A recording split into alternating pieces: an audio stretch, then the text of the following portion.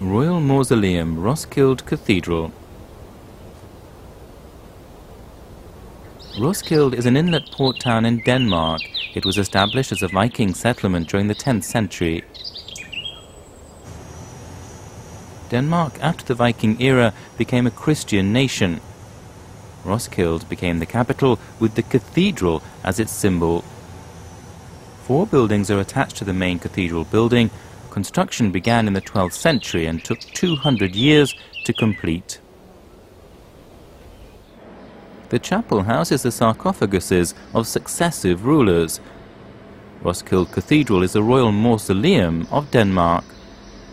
39 kings and queens dating back to the 15th century lie here.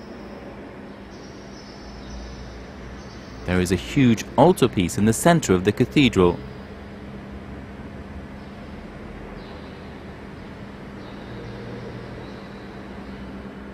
Behind it lies the very first coffin to be placed here. It's a sarcophagus of Margaret I, who never actually sat on the throne, but who is referred to as a Queen of Denmark to this day. At the end of the 14th century, she encouraged Denmark to form an alliance with Norway and Sweden to compete against the Hanseatic League, which was extending its power from the south at that time. King Erik, Margaret I's grandnephew, had to reign over the 3 kingdoms at the age of 15. He came up with an idea to use the remains of Margaret I enshrined in a church in Sorrow.